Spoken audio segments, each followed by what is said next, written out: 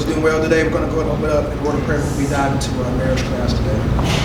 Father God, we just thank you for this day, Father God, we're not receiving, Father God, waking us up, Father God, this morning. We just thank you for all the people, our families that represent here, Father God. Those that are also en route, Father God, those that are traveling, Father God, this weekend, just watch over and keep them safe and sound, Father. We just thank you, Father God, by you, Father God, being your instruments, Father God, to share your word, Father God, with people, Father God, with singles, Father God, with married, those that desire to be married, Father God. Just thank you, Father God, for your word, for your love, and for your grace and mercy, Father God. We pray this in Jesus' name. Amen. Amen. So we are in chapter 4, and chapter is discussing about oath. You know, oaths are pretty much connected to your words, your promise. Pretty much what you say you're going to do, pretty much. I want to ask a question, get some different definitions on what you believe oath is. What is an oath to you? What do you think it is?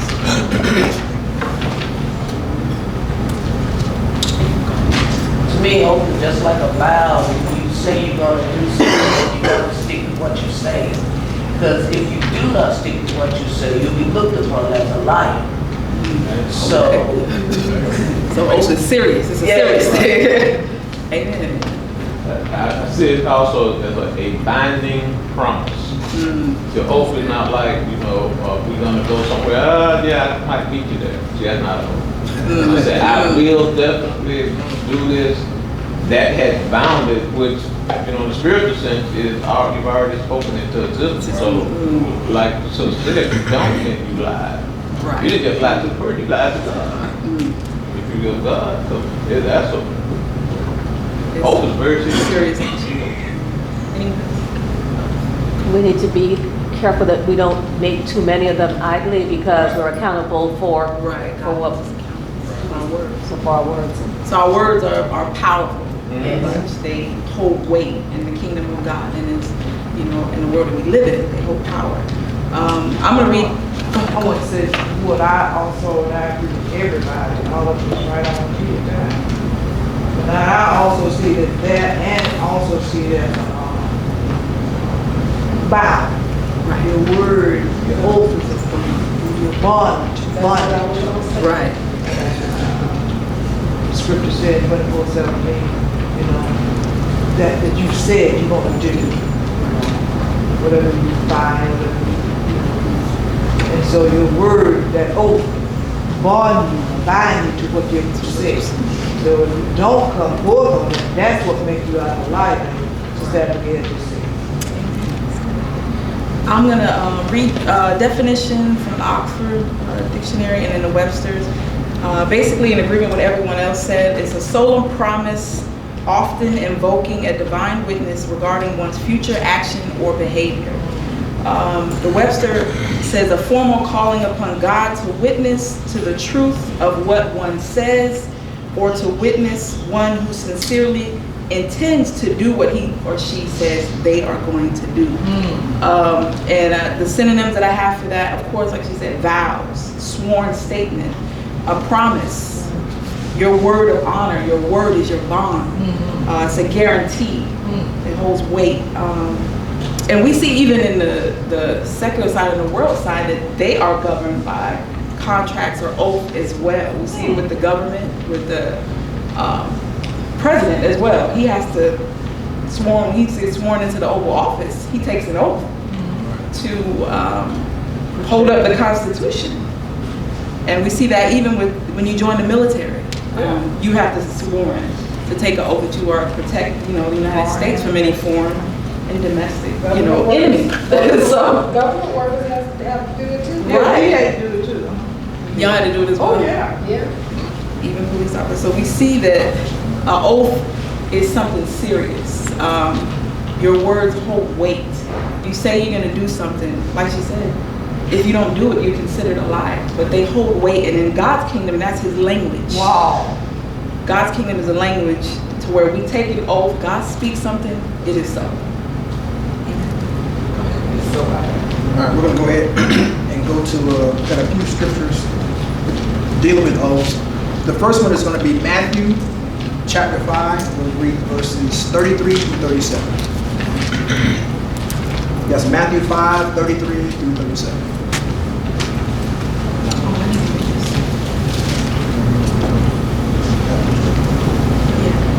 Matthew 5, 33 through 37. The title right above is Teaching About Vows. You have also heard that our ancestors were told, you must not break your vows. You must carry out the vows you make to the Lord. But I say, do not make any vows. Do not say by heaven, because heaven is God's throne. Do not say by the earth, because the earth is his footstool. Do not say by Jerusalem, for Jerusalem is my city, is the city of the great king. Do not even say by my head, for it can't turn one hair white or black. Don't say a simple yes I will or no I won't. Anything beyond this is from the evil one. And I have a commentary real quick that I want to read where it's talking about giving your word. It says, we are all familiar with sayings such as a man's word is his bond. A handshake is as good as a contract. These sayings belong to another age. We live in a world where contracts are worth only the paper they are written on, and promises are broken with impunity. Today, a man's word means little, and a handshake is merely a handshake. The keeping of one's word seems so important in this society. Like the world around us, we could view the honoring of what we pledge as being insignificant, but those called by God should never do so. Wow. Indeed, keeping our word is the highest importance to him, and in fact, it is a criteria for entering into God's kingdom. All right.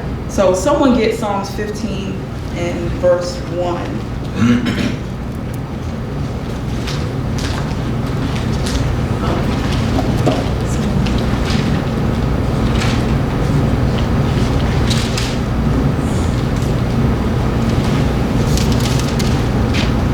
Verse 1, and we're going to read Psalm 15, verse 1 through 5.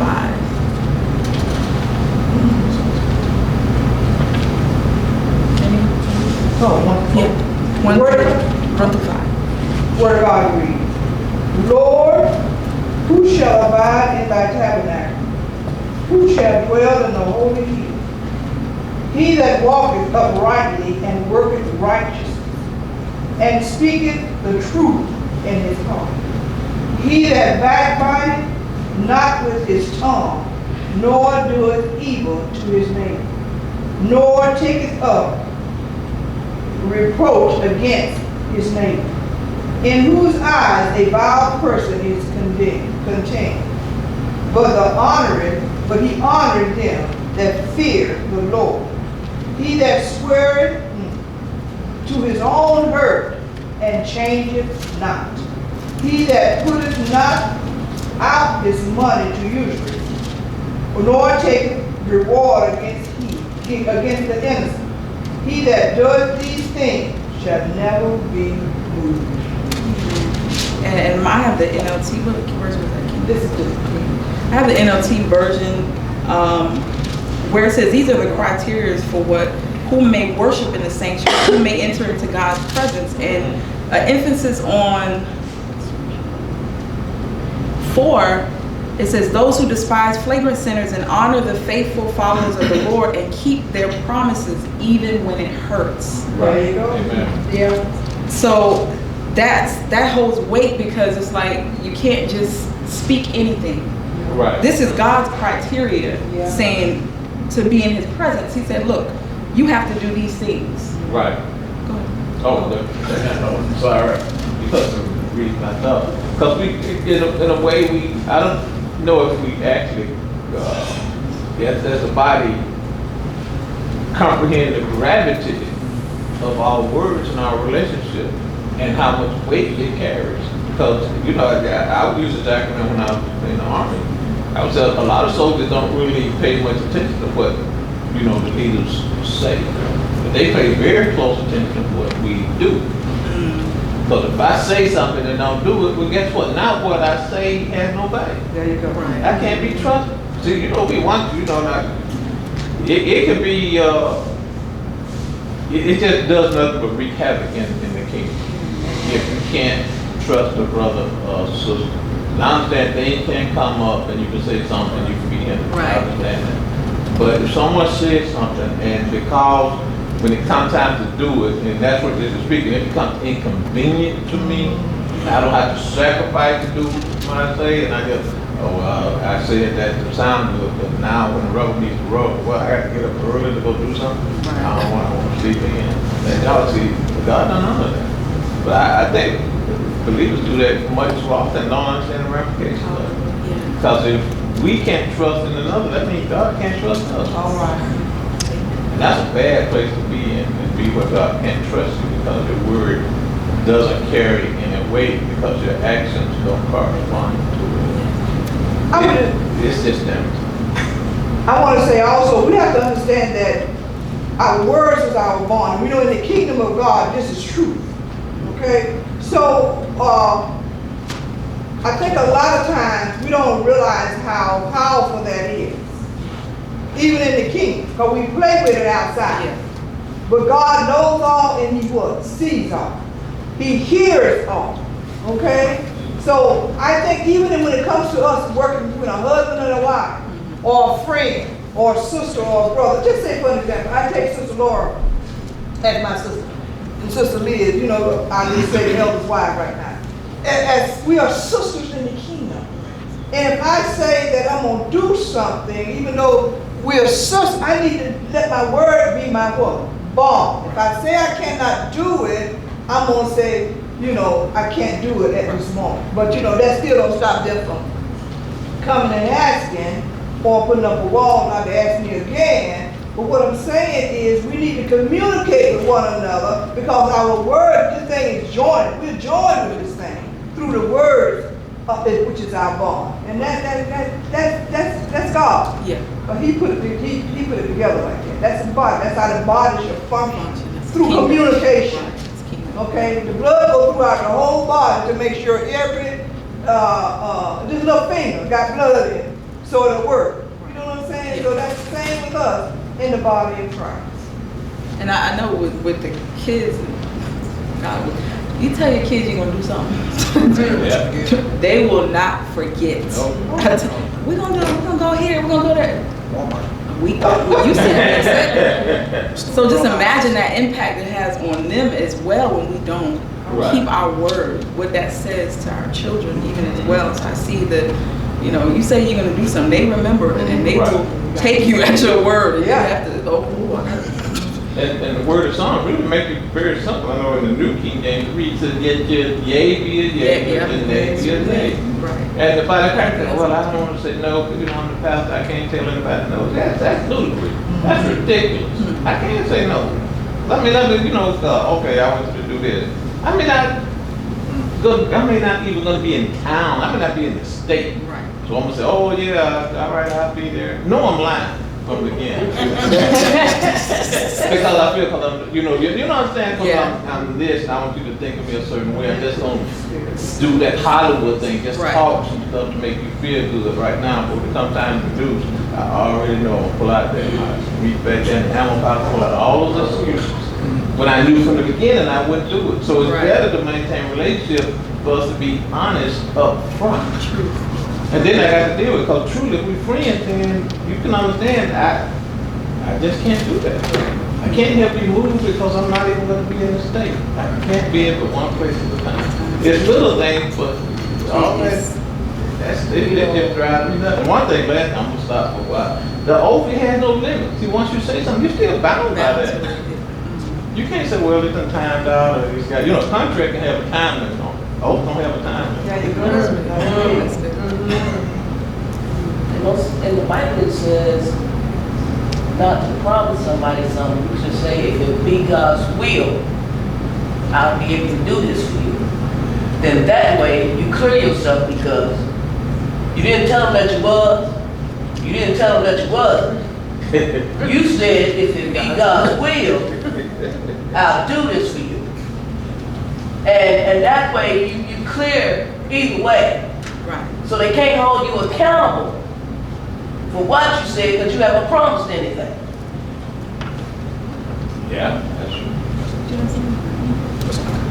I wanted to go to 2 or 3 more scriptures, and then we're going to talk about how it correlates into a marriage and then our relationships with each other. Numbers, someone get Numbers 32, Psalms 89, 34.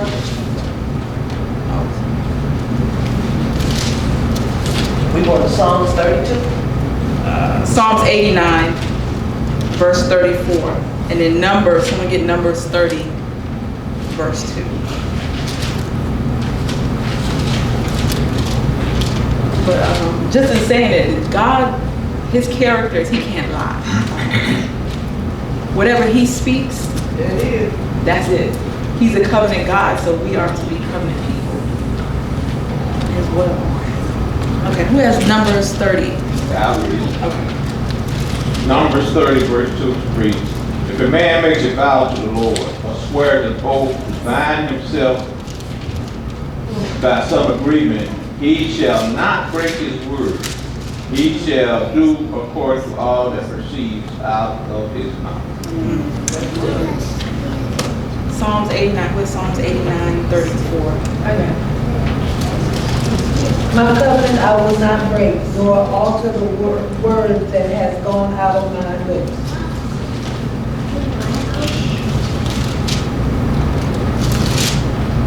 That was 89. 89, 34. And I'm going to read Judges, someone go to Judges 11, and I'm going to read 29 through 39. And this, Jephthah. Jephthah. Okay. This was sold out Jephthah. So Judges 11, verses 29 through 39.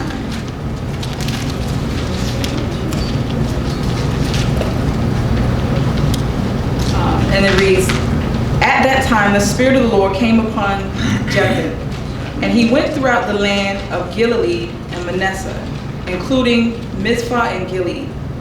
And from there he led an army against the Ammonites. And Jephthah made a vow to the Lord. He said, if you give me victory over the Ammonites, I will give you to the Lord whatever comes out of my house to meet when I return in triumph. I will sacrifice it as a burnt offering.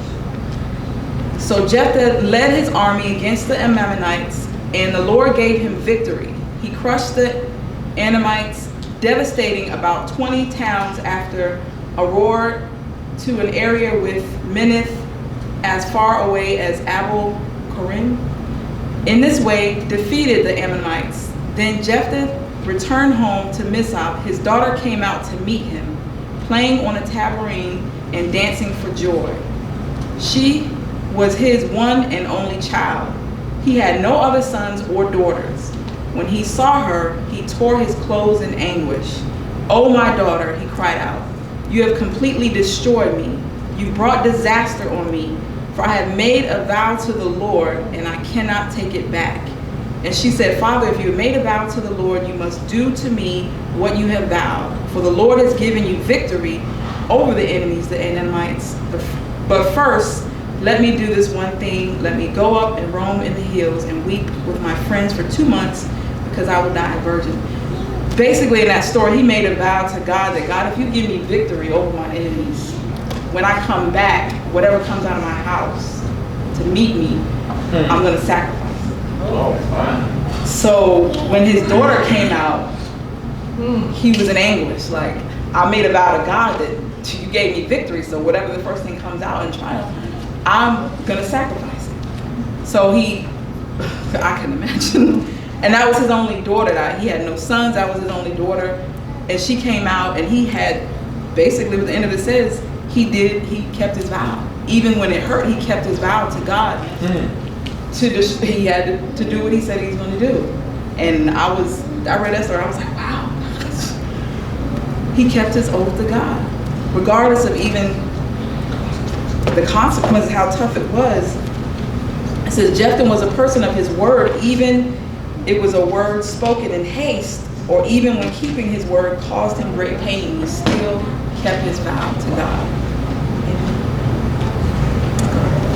Okay, I got one more scripture dealing with oaths, and then I'm going to go ahead and transition over to the covenant.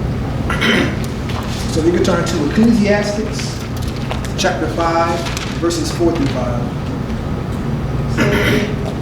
Ecclesiastes, chapter 5, verses 4 to 5. And I think what you had mentioned earlier, that you had touched on it from your earlier comment. Ecclesiastes 5, chapter 5, verses 4 through 5. When you make a promise to God, don't delay in following through, for God takes no pleasure in fools. Keep all the promises you make to him. It is better to say nothing than to make a promise and not keep it. All right. Because I think a lot of times we don't think about the impact it has when you make a commitment to someone that you're going to do this, you're going to be there, whatever the case may be, that those words you put out in that atmosphere have life. Yeah. And how it's received by that person is going to have an impact in one way or another. Like if I tell my kids I'm going to take you to Walmart to get monster trucks,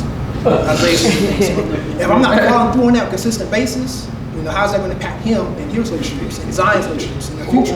If my dad don't keep my word with me, how's it impact how my friends and families and when they get married? If they don't learn that when they're young, how they going to, that's going to carry forward for next generations. So it's important for us as parents to set the tone. Mean, like the saying goes, mean what you say what you mean what you say, because words have power. Yeah, Right. that's word. That's word. That's scripture. When you said that, you saw his face. Yeah, I saw that thing. Perked up. Monster trucks.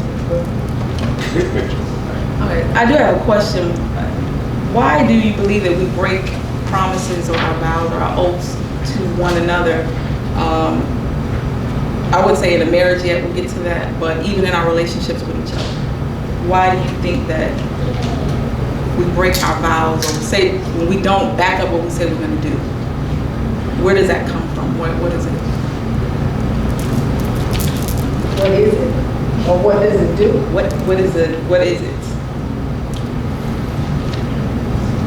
We don't take consideration of what we're saying. Sometimes we just say stuff just to be saying it. And then after we throw it out, and then we think about it. But then it's too late. Yeah. So we really don't think about what we're saying to another person.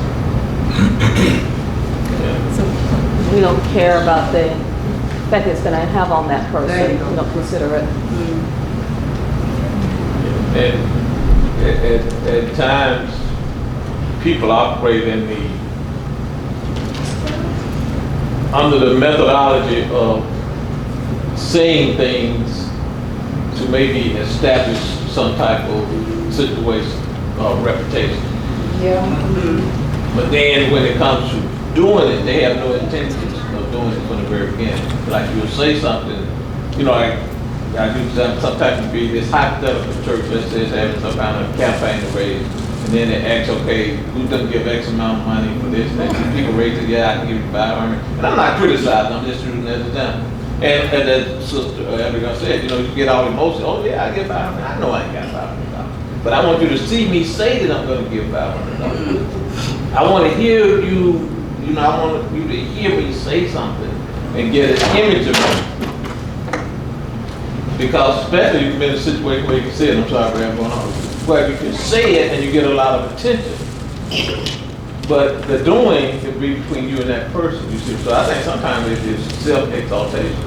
Just saying, we have no intention of following through with it. But I want to look good, but I'm not going to be good. Okay, I'll stop. There's all kind of ways that I think that when we say something and we do it and then don't do it, is that we don't. Liz said, Abigail, my husband. I mean, I also some it stems from fear, because you're trying to appease that individual, and you are afraid to say, well, no, knowing that you have not considered them, you have not actually sought God about it. And sometimes we be quick to answer and not slow to speak. So a lot of things that we tell people or we say we're going to do, we can't do. So because we have to wait, it causes that other person to go to somebody else to cause them to lie. And then if he can't do it, then it causes him to go to his person to lie. Everybody's like a chain. You're answering too quick. So it just comes on down even into the body of Christ. It comes on down even into the marriages. You know, that's why God wants a husband and wife or a family pray together. See what God is saying. Let's not answer too quick, because when we do, that's a vow. Right. It's a vow. From my perspective, it's always easier to break a verbal commitment than a written commitment.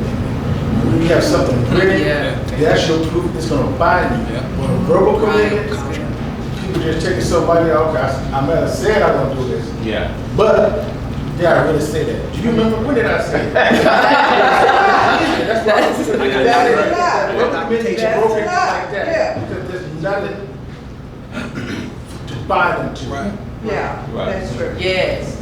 Right. And see, yes, and that's an excellent point too, in addition to everything else. Because all you do is look at the dynamics in our society today. It's not people say something, and then that comes up and basically said, well, you didn't really hear what I said. What I meant was this. I'm like, wait, here's the videotape of what you said. You mean something else?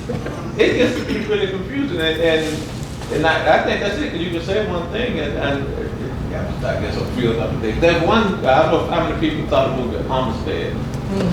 I don't know if you know, I'm trying to agree from this. Amistad was this slave ship that didn't quite make it to America, and the people lost it, and they had to adjudicate whether they were slaves or whether they were free, and they were in court. And the first time the lawyer went there, and he had told them this, that, and that, you got all the parts of the law, you're not, because you didn't get on the shore, you're free, you're not really property because the people that own you don't exist. But anyway, in the court that was in the U.S., when he came back, the judge threw something that was vague. He said maybe.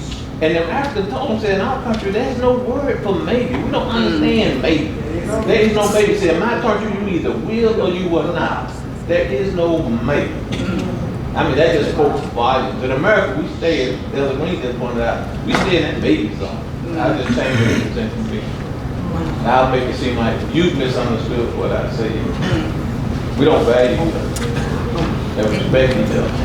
I think sometimes when when you're asked to do something, a lot of times, I think we talked about in the marriage class before about the difference between responding to something and reacting to something. Right. If you can't follow through on that thing, if you just react and say, I'll be there at 2 o'clock. No one getting well, like I said before, out of town, out of state. Like I said, those words you speak have life, one way or another. It impacts that person with that vow to. Right. So like we have to take time, because sometimes, whatever the situation is, we have to respond instead of react to things when something is required of us to do something. We all are learning every day. In my marriage, for the last, from the last 35 years,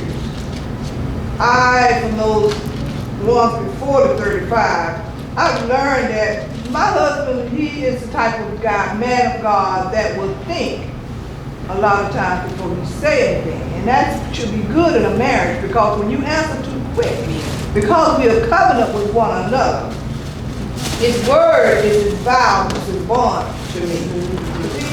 So we have to understand that if your husband or your wife don't answer you right then, just wait, because she's obeying God, or he's obeying God by being what? Slow to speak and quick to listen. Because he or she is probably waiting on the answer. You don't want to lie, make you out of a liar, or become a liar to someone who you're in a covenant with. And it says, many in society fail to keep their promises. Our leadership in government, we already know politicians, do not keep their word. In this world of distrust, nothing is sure. In a morally lax environment, we can easily let down and give in. The only stability we have is God. There you go. He is faithful to all his promises. God will never speak something and go back on it. There you go. But, so we're going to transition into talk about God and his covenant, what covenant means. Like we were saying earlier. Don't y'all laugh. All right, yeah, the family tradition continues. They speak. Good job, George. That's all I can do. There you go. Yeah, page 40.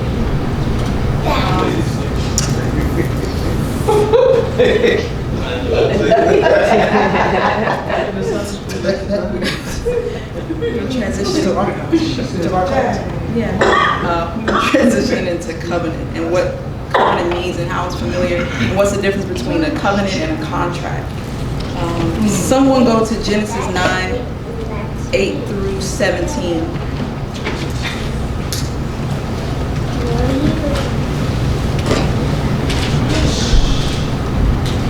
We want to see God as a covenant keeping God. He's a Yes, he God does. that keeps his word. Yes, he does. From Genesis up to Revelation, that's how he relates to his people. Giving us his covenant.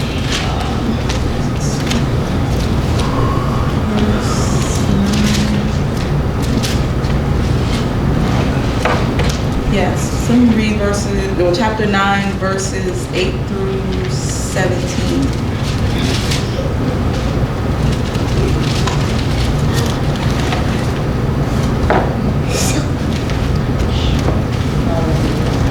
Word of God. And God spoke unto Noah and to his sons with him, saying, and I, behold, I establish my covenant with you and your seed after you, and with every living creature that is with you, of the fowl, of the cattle, and of every beast of the earth with you. For all that go out of the ark, to every beast of the earth.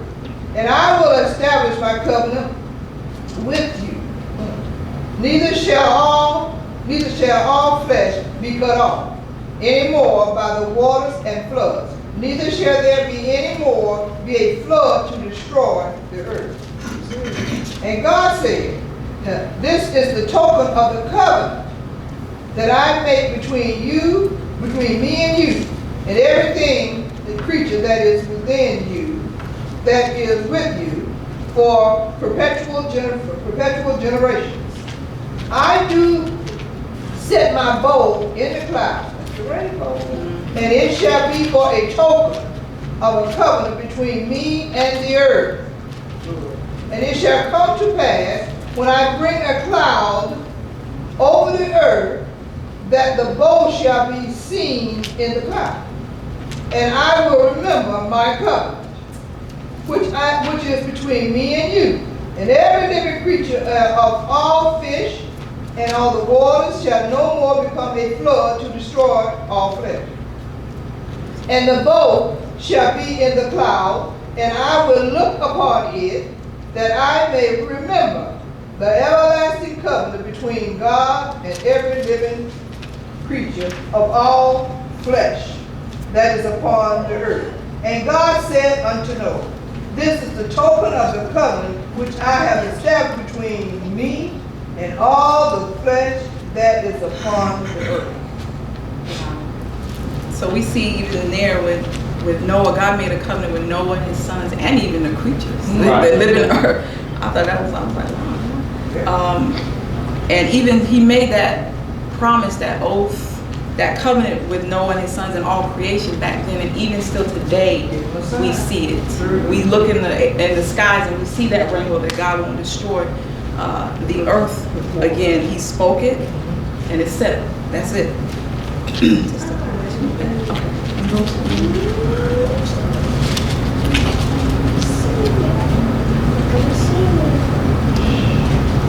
All right, next we're going to turn to Deuteronomy chapter 7. We're going to read verse 9. So whoever has that, go ahead and read it.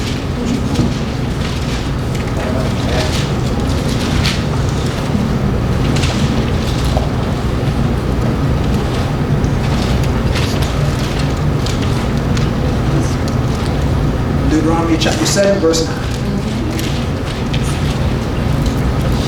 It reads, therefore know that the Lord, your God, He is God, the faithful God, who keeps covenant and mercy for a thousand generations with those who love Him and keep His commandments.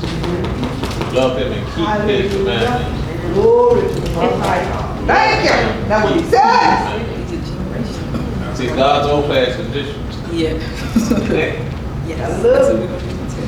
We're going to do one more chapter, and then we're going to do comparisons between covenant and contracts.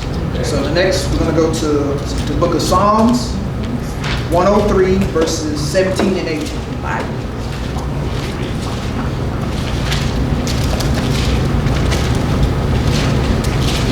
Psalms 103, verses 17 and 18.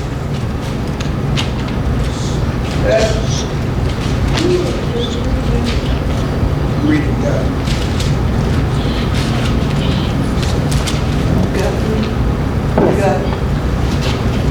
Psalm 103, 17 and 18. But from everlasting to everlasting, the Lord's love is with those who fear him, and his righteousness with their children's children, with those who keep his covenant and remember to obey his precepts.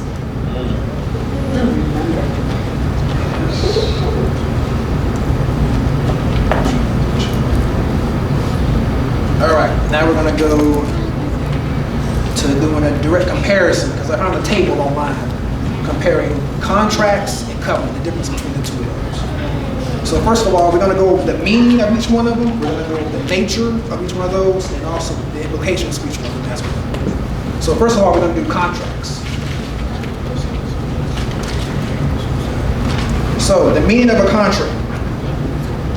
A contract is a formal agreement between two parties, for example, a bride and a bridegroom, who are joined in holy matrimony. The nature of a contract. A contract is legally binding and follows the laws of the land. Implications of a contract. When a contract is canceled or breached, the loyal party can take legal action against the party that breached it. You're going to see how this correlates with comparing those two. Because when you look at contracts and covenants, it's really dealing with two different realms. There you go. Right. So we're going to transition to covenants. The meaning of a covenant. An agreement bringing forth a relationship between two people. The nature of a covenant. A covenant is a spiritual agreement with no legal implications. Read that again. A covenant is a spiritual agreement with no legal implications. There you go. Implications of a contract. Who can change? A covenant is based on a perpetual promise. Therefore, it cannot be canceled or breached, regardless of the steps parties take in case of wrongdoings. Wow. Wow. That thing. Ooh. Yeah, that would be. Never looked at that. So if you look at it, dealing with contracts, like I said, the nature of a contract deals with the laws of the land. So look at it like when you just bought a house. That's different from, a covenant when it deals with marriage. You buy a house, you get a car, you get phones, finances, phones, whatever else. If you don't do your part, let's say this is for a phone or for a house, you stop paying that mortgage, you stop paying that phone bill, it's gonna be cut off, right? So same thing. But you're looking at the covenant aspect of things. Contracts deal with the laws of the land, the earth realm. The covenant deals with the spiritual things, the spiritual realms. It's a spiritual agreement with no legal implications. It is a perpetual promise, because it's always there. No matter what that husband or wife does, those promises are always there. My Lord,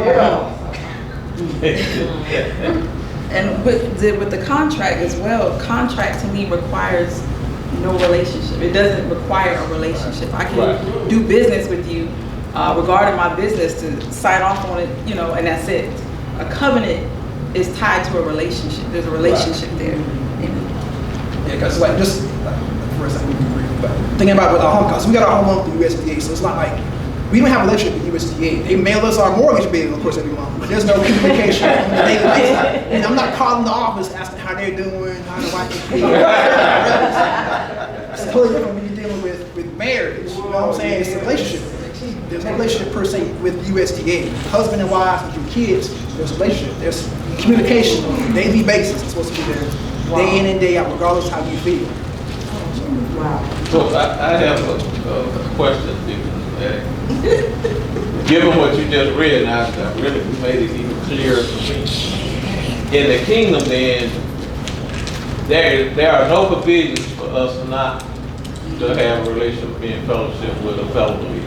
Amen. That's can't be done. I'm asking. Right. Amen. According to what you just read. Yeah. Yes. We're bound together. Say We that. have- Say that. in the kingdom, there's no provisions for us not having a relationship with another believer. Amen. Amen. So if you're in the kingdom and we understand this concept, even if we don't understand it's still there, we can't break relationship. It's coming. If you say that can't be broken, I get mad at you. Right, that's what it is. I cannot, and that's why I don't think how can people. You know what? I don't know, because I get to the, I always wonder, sometimes you can talk to people, thank God not so much now. They keep going from here to there, and then they'll bad mouth where they were, and act like that wasn't, I mean, well, wait a minute, they believers over there. There you go. Everything might not have went the way I wanted There it you to go, go. but that doesn't have to be. We cannot break Yes. relationship, we're Yes. still in relationship. So really for different congregations to, Lord, I don't know, I don't get in trouble, but I'm trying to make it clear. See, we need to understand that this thing, we're bound together in relationships that we have no control over. I think when people cause, they become members of the church that consider themselves saved or reborn again, it's no more than they're two. They had no control over their person. So that keeps me accountable, because now I'm not allowed to break fellowship. You can't make me so angry that I can't relate and love you. You can't do it. I know I'm watching the door. Oh. See, I got one out to do it. I can't help it, y'all. Come on in. And he just opened us up because our covenant has nothing to do with the assembly that we go to. That's right. That's the church covenant with Christ. And you see people do that. They want to break, you jump from church to church, you don't like this and that. When you come into the kingdom, God assigned relationship. And the first relationship you have with Him. And if we all have a relationship with Him, no matter what assembly you attend, we're all in relationship with one another. But what I was looking at, as you were reading, then it got me a contrast. And we have to be like God in this. When God, you see how He makes a contract.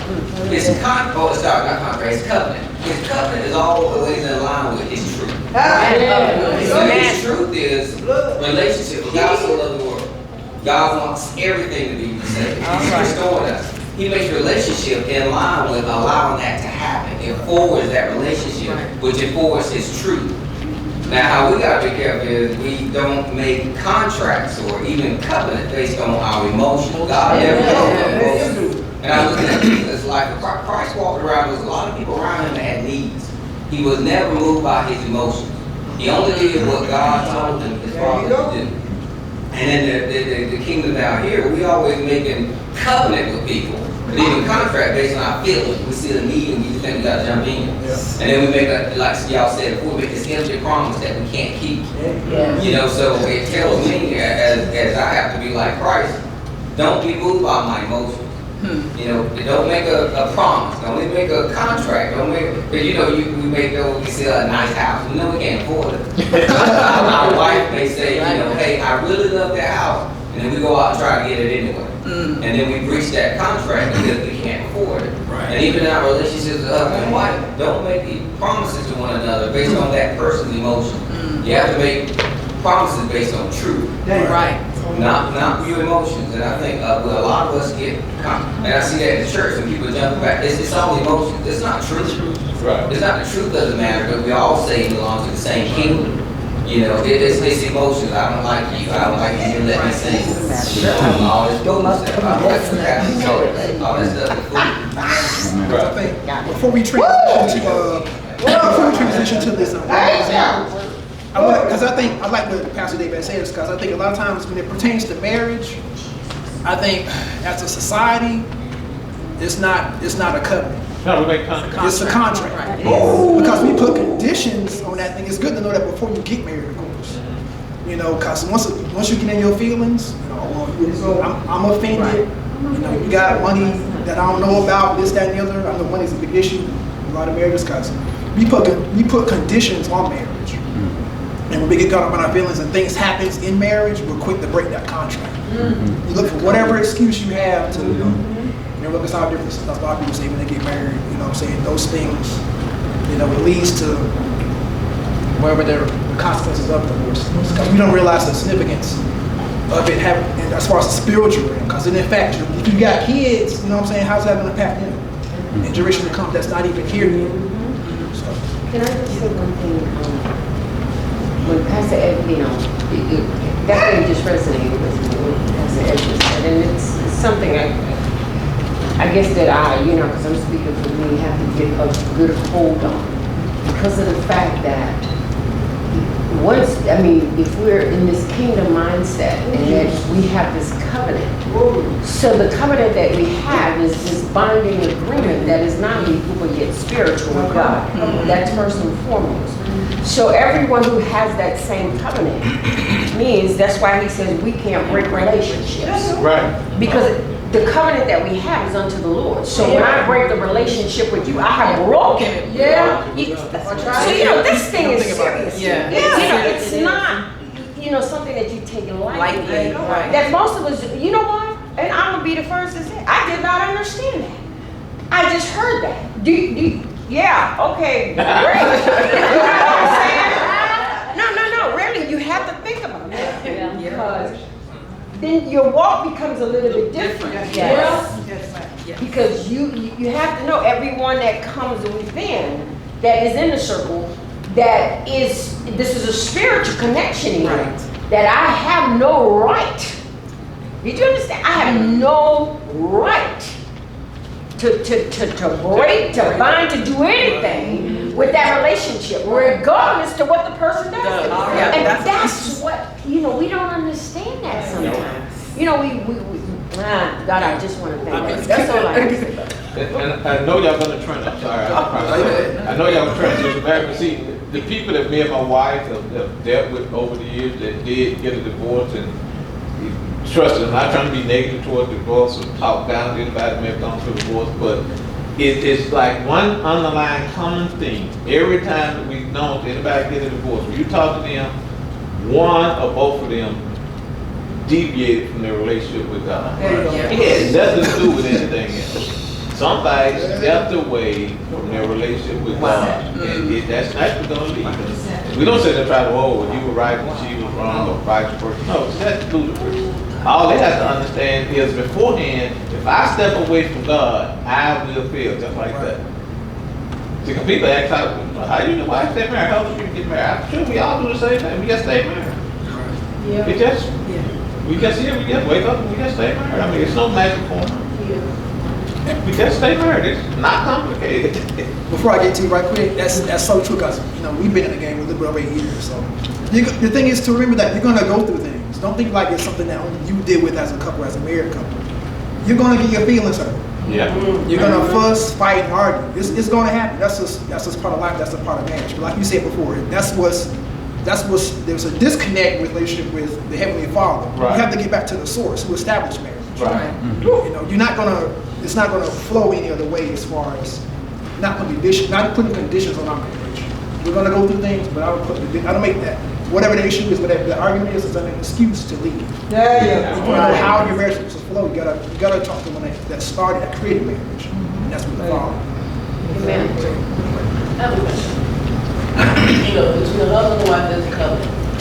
And say that either the husband or the wife, they go out and they cheat. But you under this covenant that you made between you, him, yourself, and God. And they. So, do you still stay in this covenant? Yes. Or do you move on? Can I address? The covenant didn't change. God didn't change, so nothing changed. There are provisions God takes people to know you shouldn't, do things that violate that covenant. But according to the covenant, yes, they're still under the covenant. Should they stay married, given circumstances? That varies. But to say we're in covenant, if I had counsel with somebody like that, because usually it's not so much what the person did, it's why did they do it. All right. Okay. You see what I mean? It's a big difference in the what and the why. We like to address the why did you do that and not spend a lot of time with what you did. Because the why would tell you their relationship with God if they're honest with you. There you go. So now one of the spouses, they may realize I'm in a relationship with somebody that's really not of God. I've been married to this person all the while, they're not even saved. Pastor Deacon. I love that question. Now,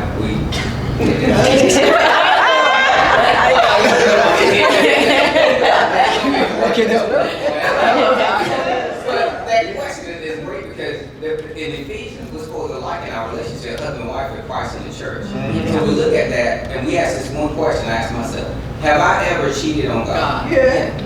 Did God divorce me? Right. No. So we're supposed to have the same heart.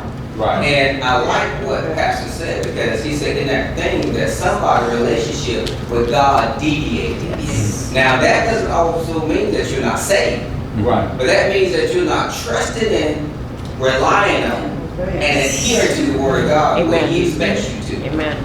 So, and I'm talking about myself when they happen to me. I'm not talking about nobody else. And I was still going to church. I was still faithful, singing and all that kind of stuff, but my relationship with God was not what it was supposed to be. I was not adhering to His Word fully. I was not trusting in His Word fully. And I was not relying on it. So that deviation caused man to sin. But I love that question because we always liken that spiritual, our marriage to Christ and the church. And last time I know, if anybody in here said they never cheated on God, they lied. God never wasn't. Matter of fact, it should strengthen your relationship. Because now you figure out where am I not adhering to, Right. relying on, and trusting it. There's a leak in the building somewhere.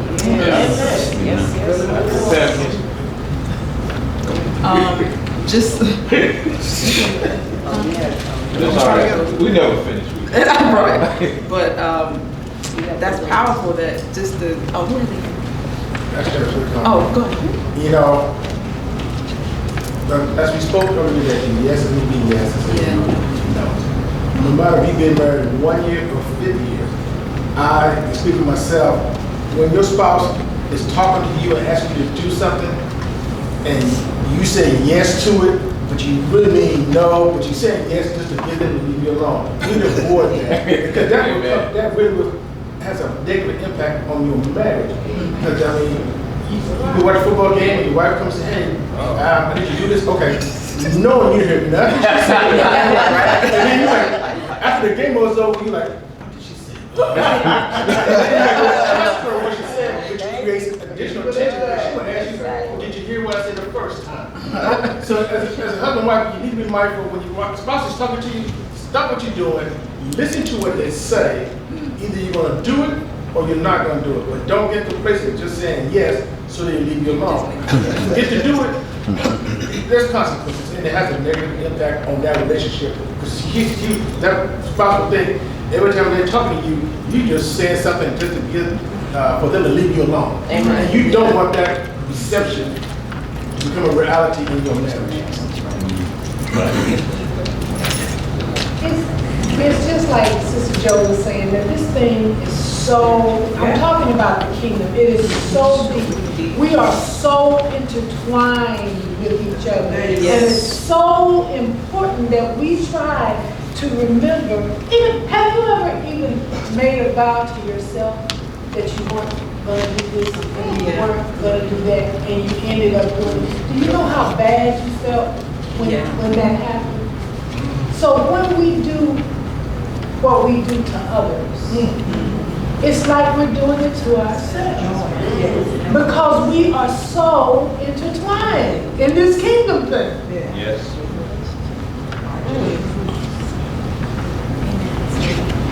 But that saying that this kingdom thing is big.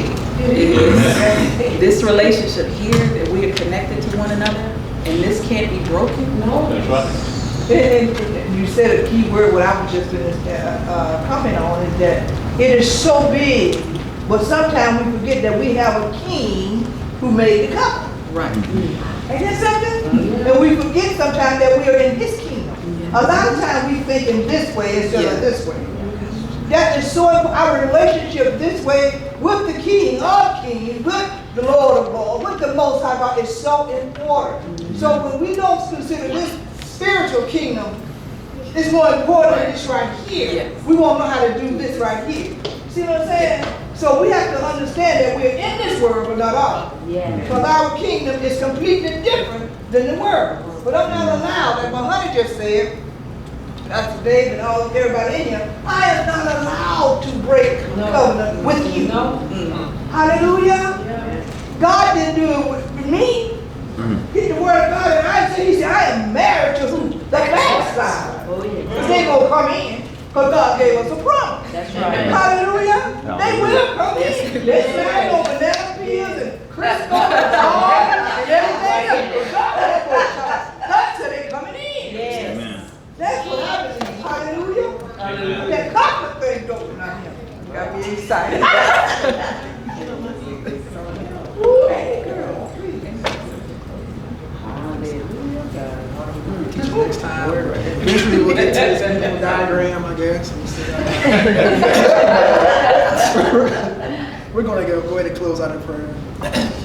Father God, we just thank you for your word. Father God, just thank you for letting us be instruments used by you, Father God, to impart into other people's lives, Father God, to impart other marriages, Father God, marriages that are to come, Father God. We just thank you, Father God, for it. We don't take that responsibility lightly.